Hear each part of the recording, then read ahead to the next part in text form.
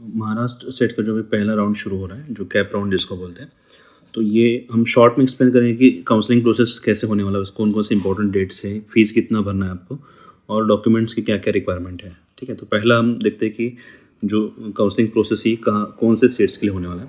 तो यहाँ पे दिखा है कि MD, MS and PG diploma भी लिखा है, याद रखिए। ये बहुत स्टूडेंट का सवाल होता है कि सर डिप्लोमा के स्टेट्स कौन से काउंसलिंग से भरे जाएंगे। तो याद रखिए डिप्लोमा का भी स्टेट काउंसलिंग से ही होने वाला है। तो ये इंपॉर्टेंट है कि डिप्लोमा का स्टेट कहाँ से बनने वाला है। तो स्टेट काउंसलिंग है, MD का भी है, MS का भी है और डिप्लोमा में क्या है। उसके बाद ये कौन से वेबसाइट पे होगा, तो ये वेबसाइट याद रखिए, ये तो सबको पता होता है कि www.mahacet.org। तो mahacet.org याद रखिए, ये पुराना वाला जो 88CCC वाला था वो नहीं है अभी, स्टेट के लिए mahacet.org ये वेबसाइट है। देन ये सबसे इम्पोर्टेंट डेट्स है जहाँ पे काफ़ी सारी चीज़ें मैं आपको बोलूँगी शॉर्ट में कि आपको क्या क्या याद रखना है। तो सबसे इम्पोर्टेंट है कि आज महाराष्ट्र का कैसे कि महाराष्ट्र ने जो आज का नोटिफिकेशन सुबह दिया है और आज से ही याद रखिए कि रजिस्ट्रेशन शुरू कर दिया है। तो रजिस्ट्रेशन जो वेबसाइट पे है आज से ही शुरू कर दिया, 18 से शुरू हो गया, 18 सितंबर से शुरू हो गया है। 22 तक आपको रजिस्टर करना है खुद को, यानी mahacet.org इस वेबसाइट पे। याद रखिए 18 से लेकर 22 तक ही रजिस्ट्रेशन है। देन उसके बाद आता है कि फ़ीस कितना भरना है। तो नॉन रिफंडेबल फ़ीस 3000 है। पहले पिछले साल बहुत कन्फ्यूजन उन्होंने करके रखा था कि ऑल इंडिया कोटा के लिए अलग फ़ीस, स्टेट के लिए अलग फ़ीस, फिर उसमें रिफंडेबल नॉन रिफंडेबल, ऐसे बहुत सी चीज़ें रखी थी। अभी बहुत सिंप्लीफाई करके रखा है। मैं फ़ीस वाला सेक्शन और डिटेल में एक्सप्लेन करूँगा। अभी इतना ही याद रखिए कि जो नॉन रिफंडेबल सबको करना है, ये फ़ी 3000 ही है। ठीक है, यानी सबके लिए 3000 तो भरना ही है। फिर डिपॉजिट कितना है हम आगे देखेंगे, और ये भी सब उसी यानी दरम्यान करना है कि 18 से लेकर 22 के बीच में करना है। Then uploading of all required coloured scan original documents. याद है कि डॉक्यूमेंट्स ओरिजिनल होने चाहिए, कलर्ड होने चाहिए, और उसका जो स्कैन PDF होगा PDF फॉर्मेट होने चाहिए। ये भी उसी टाइम में करना है, 18 से लेकर 22 के बीच में। डॉक्यूमेंट्स का पॉइंट याद रखिए कि सेंट्रल काउंसलिंग में डॉक्यूमेंट्स अपलोडिंग प्रोसेस नहीं था, यहाँ पे है। याद रखिए कि यहाँ पे डॉक्यूमेंट्स है, वो भी कलर्ड होने चाहिए, ओरिजिनल होने चाहिए और PDF फॉर्मेट में होने चाहिए, और 18 से लेकर 22 के बीच में ही करना है। देन आता है कि ये सबसे इंपॉर्टेंट डेट है 23 तारीख आता है। इसमें बहुत सारे इवेंट्स हैं कि publication of provisional state merit list, यानी स्टेट मेरिट लिस्ट कब आएगा। स्टेट मेरिट लिस्ट यानी जितने भी स्टूडेंट्स वहाँ पे रजिस्टर करेंगे उनका जो रैंक निकल के आएगा, यानी हर एक, जैसे समझ लीजिए कि ऑल इंडिया रैंक का कोई समय 3rd स्टूडेंट है, तो वो अगर महाराष्ट्र में है तो ही उसकी रैंक वहाँ पे आएगी। अगर जितने स्टूडेंट रजिस्टर करते वहाँ उन लिस्ट में से ये रैंक आने वाली है कि प्रोविजनल स्टेट मेरिट लिस्ट जब कब आएगी, 23 को आएगी।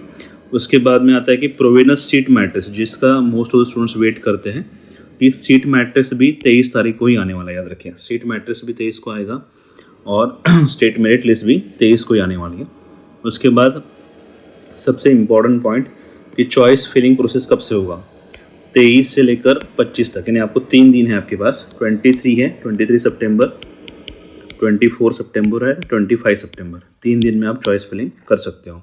तो ये इंपॉर्टेंट है कि 3 दिन में आप चॉइस फिलिंग करो। इंपॉर्टेंट डेट याद रखिए कि स्टेट मेरिट लिस्ट 23 को आएगा, देन स्टेट मैट्रिक्स भी 23 को आएगा, और आपको चॉइस फिलिंग 23, 24 और 25 को करना है।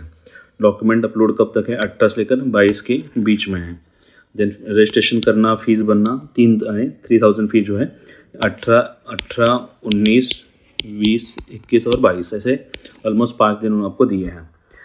इसके बाद आता है कि लिस्ट कब आएगा, तो 26 को लिस्ट आएगा, 27 से लेकर 30 के बीच में आप ज्वाइन कर सकते हो। याद रखिए 26 को लिस्ट आएगी, तो सबको पता होता है बाद में। 26 को लिस्ट आएगा और 27 से लेकर 30 सितंबर तक आपको कॉलेज ज्वाइन करना है। बाकी छोटे छोटे रूल्स बाद में देखेंगे।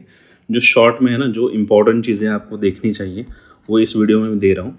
बाद में समझो छोटे छोटे रूल्स बहुत होते हैं, ईयर मार्किंग हो या फिर समझो रिफंडेबल कब, यानी फी जो डिपॉजिट अमाउंट है रिफ़ंड कब होगा कब नहीं होगा, कौन से राउंड में क्या सीट छोड़ सकती है, वो सब बाद में देखेंगे। ये शॉर्ट में एक आइडिया आपको आना चाहिए कि कौन सी डेट पे क्या हो रहा है ऐसा। इसके बाद आता है नेक्स्ट पॉइंट कि ये देखिए इंपॉर्टेंट पॉइंट है। उन्होंने लिखा है पिछले साल, इन्हें बहुत सिंप्लीफाई करके रखा है उन्होंने कि फ़ीस का कैसे है।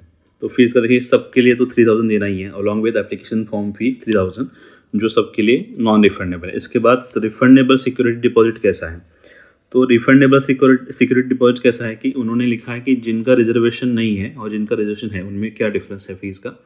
तो SC ST OBC वगैरह जिनका कुछ रिजर्वेशन रहेगा, समझ लीजिए कॉन्स्टिट्यूशनल रिजर्वेशन यानी वही आता है, तो उनके लिए क्या है, अगर विथ रिजर्वेशन होगा तो 10,000 आपको डिपॉजिट देना है, और आपका रिजर्वेशन यानी आप ओपन कैटेगरी से आते हो तो 20,000 आपको देना है। फिर इसमें इम्पोर्टेंट है कि याद रखिए कि ये खाली गवर्नमेंट के लिए है, यानी ऑलमोस्ट याद रखिए जितने समझे हायर रैंक के स्टूडेंट्स हैं जिनकी अच्छी रैंक है उनके लिए ये पॉइंट आता है कि 20,000 दो या फिर 10,000 दो और ऊपर का 3,000 यानी ऑलमोस्ट 23 या फिर 13 ऐसा कुछ आपका अमाउंट आएगा। लेकिन मोस्ट ऑफ स्टूडेंट्स इस कैटेगरी से नहीं रहेंगे, सबके लिए यही इम्पोर्टेंट है कि आपको अगर समझ लीजिए गवर्नमेंट, एडेड और प्राइवेट किसी में भी करना होगा तो 50,000 आपको डिपॉजिट देना है और 50,000 डिपॉजिट के साथ फिर ये 3,000 भी बने, नहीं ऑलमोस्ट 53,000 आपको डिपॉजिट आएगा।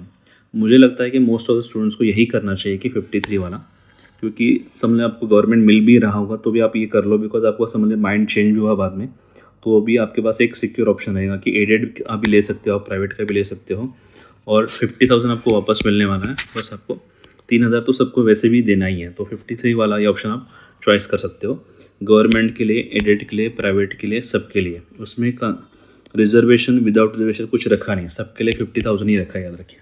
तो इन शॉर्ट 53,000 आपको देना है, उसमें से 3,000 नॉन रिफंडेबल है, 50,000 रिफंडेबल है, ठीक है। इसके बाद में नेक्स्ट पॉइंट देखते हैं। वो रिफंडेबल वगैरह कहाँ पे होगा वो सब देखा जाएगा, सेम अकाउंट पे होगा वगैरह वो बाद में देखेंगे। देन लिस्ट ऑफ डॉक्यूमेंट्स क्या क्या है, ये फास्ट में देखता हूँ, बोलता हूँ इसमें कि बहुत सारे डॉक्यूमेंट्स हैं। एक तो पहला डॉक्यूमेंट ऐसे कि आप जैसे समझ लो CET सेल के ऊपर आप रजिस्टर करते हो तो एक कुछ आपका एप्लीकेशन फॉर्म बनेगा, वो फॉर्म आपको यानी ये वही डॉक्यूमेंट्स है जो आपको वेरिफिकेशन के लिए लेके जाना है। महाराष्ट्र में कैसे डॉक्यूमेंट्स 2 जगह पे लगते हैं, एक तो आपको अपलोड भी करना है, जैसे मैंने बोला कि अपलोड 18 से लेकर 22 के बीच में करना है और वो कलर्ड होने चाहिए, ओरिजिनल होने चाहिए, PDF होने चाहिए, सब हमने देखा है। ये छोड़ के याद रखिए डॉक्यूमेंट्स कॉलेज को भी लेके जाना होता है वेरिफिकेशन के लिए, वो पॉइंट है ये कि वेरिफिकेशन के लिए कौन कौन से डॉक्यूमेंट्स आपको लेके जाना है। तो आपका CET सेल के ऊपर आप रजिस्टर करोगे 18 से लेकर 22 के बीच में, तो वो एक एप्लीकेशन फॉर्म जनरेट होगा, वो लेके जाओ। Then copy of downloaded provisional selection, यानी आपका जब समझ लीजिए और सीट अलॉट होगा, सीट अलॉटमेंट जब आएगा तो एक लेटर बनता है सीट अलॉटमेंट का, यानी कौन सा सीट यानी आपको मिला है, कौन से कॉलेज का मिला है, उसका एक अलॉटमेंट लेटर का आपको लेके जाना है। Then ID proof like Aadhaar card, driving licence, PAN card, passport, voter ID जो हमेशा होते हैं। AIPT 2024 का स्कोर कार्ड या फिर मार्कशीट आपको लेके जाना है, वो तो सबके लिए कंपलसरी है। नेशनलिटी होगा, देन डोमिसाइल सर्टिफिकेट होगा या फिर स्कूल लिविंग सर्टिफिकेट होगा या फिर HSC सर्टिफिकेट जो होता है जिसके ऊपर नेशनलिटी मेंशन होता है वो आप लेके जाओ। बर्थ सर्टिफिकेट उस या फिर SSC सर्टिफिकेट जिसके ऊपर आपका बर्थ डेट मेंशन होता है वो लेके जाओ, नहीं लेके जाना मस्ट है ये सब। इसके बाद आता है नेक्स्ट पॉइंट कि first, second, third, final BMS की मार्कशीट, BMS डिग्री या फिर पासिंग सर्टिफिकेट, ये ऑप्शनल रखा है, BMS डिग्री या फिर passing certificate. Internship completion certificate, ICC जो बोलते हैं, इंटर्नशिप कंप्लीशन सर्टिफिकेट। उसके बाद आता है college leaving certificate. Then MCIM का रजिस्ट्रेशन, आप अगर आपके पास रजिस्ट्रेशन नहीं होगा तो फिर आप वो रिसिप्ट लेके जाओ जो आपने अप्लाई किया है रजिस्ट्रेशन के लिए MCIM के पास।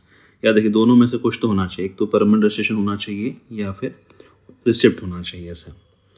देन आता है अगर समझ लीजिए आप MCIM यानी महाराष्ट्र में नहीं हो, अगर आप ऑल इंडिया कोटा से आ रहे हो तो आपके पास इधर पुराने स्टूडेंट के पास CCIM का रजिस्ट्रेशन रहेगा या फिर NCISM का रहेगा या फिर जो स्टेट काउंसिल होता है उनका जो स्टेट काउंसिल होगा वहाँ का, समझ लीजिए कोई हरियाणा से है, कोई UP से, गुजरात से, उनका वहाँ का एक कुछ रजिस्ट्रेशन होता है वो आपको लेके जाना है ऐसा।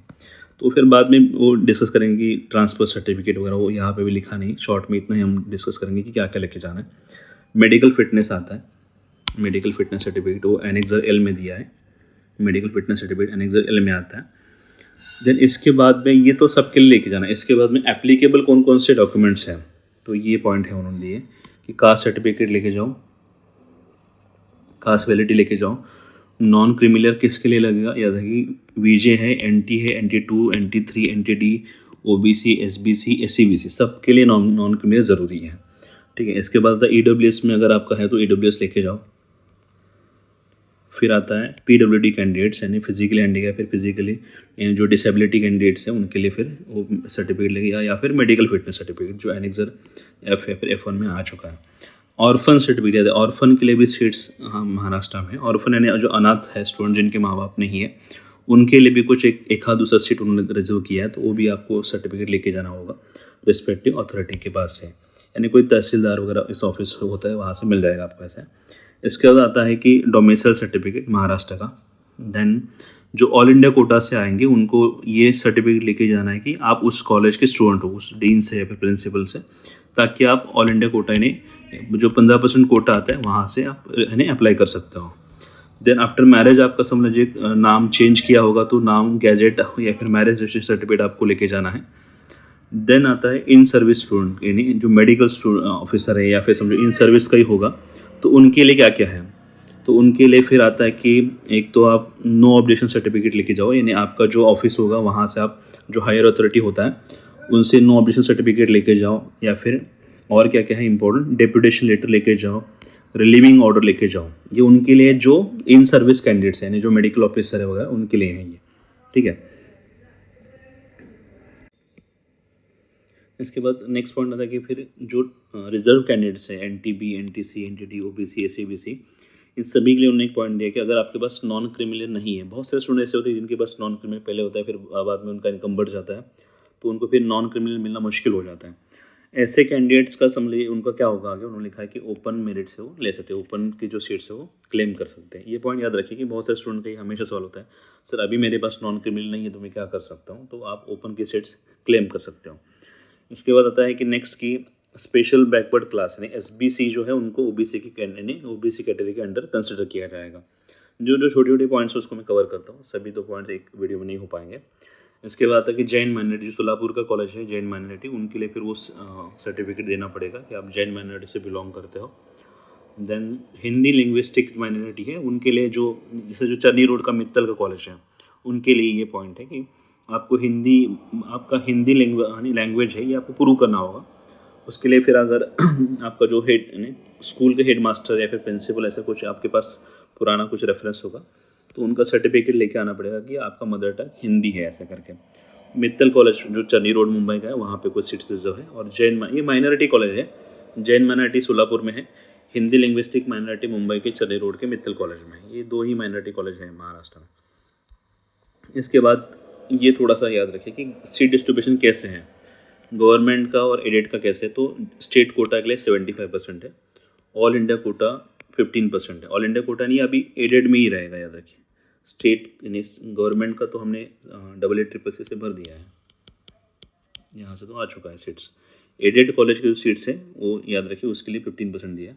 मेडिकल ऑफिसर या फिर इन सर्विस मेडिकल पर्सन, यानी उनके लिए फिर मेडिकल ऑफिसर के लिए 9% है और इन सर्विस वाले उनके लिए 1% है।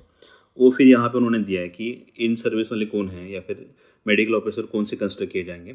मेडिकल ऑफिसर जो याद रखिए ग्रुप ए है और ग्रुप बी से आते हैं, जो डायरेक्टर ऑफ हेल्थ सर्विस के अंडर आते हैं गवर्नमेंट ऑफ महाराष्ट्र, यानी ग्रुप ए से भी है ग्रुप बी से भी, दोनों के लिए सेट रिजर्व है, 9% रिजर्व है। इन सर्विस मेडिकल पर्सन जो महाराष्ट्र गवर्नमेंट के साथ काम कर चुके हैं 3 इयर्स का, जिनको मिनिमम एक्सपीरियंस है एज कैजुअलिटी मेडिकल ऑफिसर हो या फिर रेसिडेंशियल मेडिकल ऑफिसर हो, कैजुअलिटी मेडिकल ऑफिसर या फिर रेसिडेंशियल मेडिकल ऑफिसर हो, या फिर पंचकर्म वगैरह रहेगा ऐसा, पंचकर्म का यानी उन्होंने काम किया हो पंचकर्म वैद्य से, या फिर एक्सटेंशन ऑफिसर ऐसे काम किया होगा, तो इनके लिए सभी 1% सीट रिजर्व है। इन शॉर्ट महाराष्ट्र का जो गवर्नमेंट और एडेड कॉलेज का जो सीट्स है ये 4 भागों में उन्हें बांट दिया है। जो 75% है स्टूडेंट्स के लिए, ऑलमोस्ट याद है स्टेट स्टूडेंट्स के लिए, ऑल इंडिया के लिए 15% कोटा है, मेडिकल ऑफिसर के लिए 9% है और इन सर्विस के लिए 1% है। फिर आता है प्राइवेट का, प्राइवेट का कैसे कोटा रहेगा।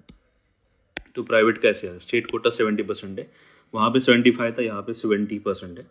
ऑल इंडिया कोटा 15% है, जो ऑल इंडिया के जो स्टूडेंट्स हैं वो महाराष्ट्र के प्राइवेट में एडमिशन लेना होगा उनको तो यही काउंसलिंग उनको अटेंड करना पड़ेगा, या फिर एडेड में भी लेना होगा तो यहाँ पे उनको सीट्स मिल जाएंगे इस काउंसलिंग के थ्रू। इंस्टीट्यूशनल कोटा जो याद रखिए ये भी यहाँ से आता है, यानी इसी काउंसलिंग से 15%, इसका फीस बहुत ज़्यादा रहता है। जो मैनेजमेंट पहले था उसी को थोड़ा सा यानी वर्ड चेंज करके उन्होंने इंस्टीट्यूशनल कोटा रखा है ऐसा नाम, तो ये 15% आता है। यानी इन शॉर्ट ये प्राइवेट अनएडेड कॉलेज है, जैसे समझो हड़पसर होगा पुणे का जो कॉलेज है, तो ऐसे या फिर सप्तशृंगी होगा, ये जितने भी प्राइवेट कॉलेज हैं उनके लिए कैसे कैसे डिस्ट्रीब्यूशन है। तो स्टेट कोटा 70% है, ऑल इंडिया कोटा 15% है, इंस्टीट्यूशनल कोटा 15% है। तो ये सब शॉर्ट में सब मैंने इन्फॉर्मेशन कवर किया है। इसके बाद में कुछ डिटेल्स रहेंगे, कुछ आपकी क्वेरीज रहेंगे, वो ग्रुप में हम देंगे, बिकॉज बहुत यानी मॉर्निंग में 3-4 बजे कुछ नोटिफिकेशन उन्होंने डाला है, तो मुझे भी समय नहीं मिला इतना पढ़ने के लिए, ना ही इतना डिटेल में हम पढ़ सकते, इतना एक वीडियो में इतना कवर भी नहीं कर सकते, तो इसलिए हमने शॉर्ट में थोड़ा सा कवर कर दिया इस वीडियो में।